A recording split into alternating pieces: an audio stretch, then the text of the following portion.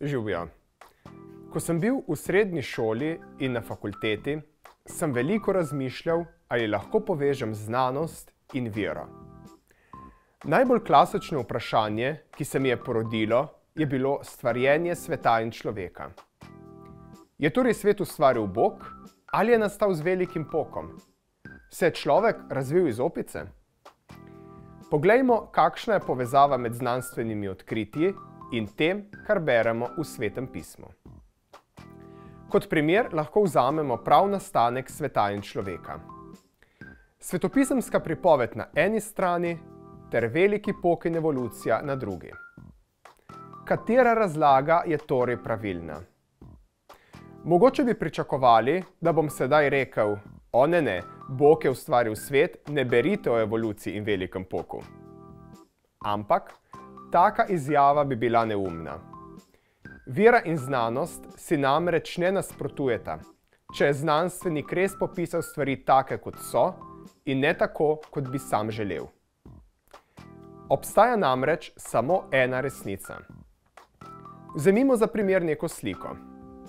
Ista slika se nekomu zdi lepa, nekomu pa grda.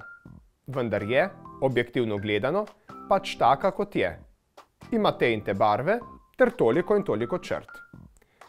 Enako je tudi pri kompleksnejših vprašanjih.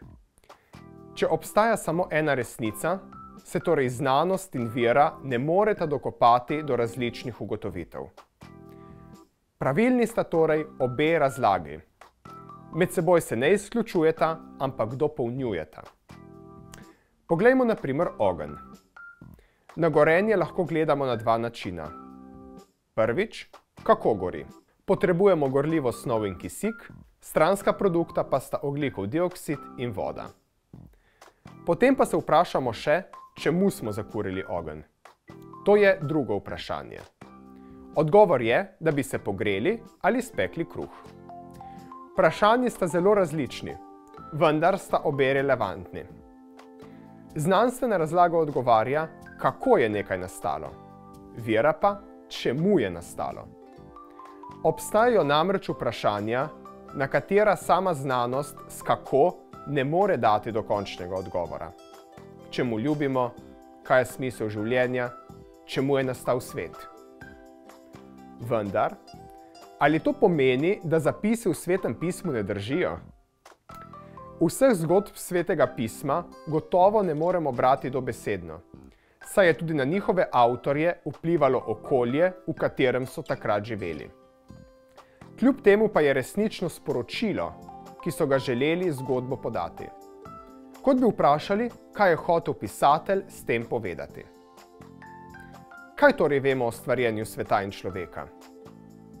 Zaradi znanosti vemo, da je svet nastal po velikem poku, človekovo telo pa je rezultat evolucije.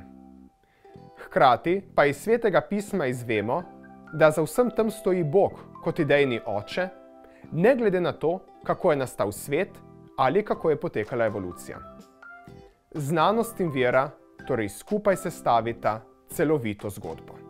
Gledali ste Težka vprašanja o Bogu in vidimo se v naslednji epizodi.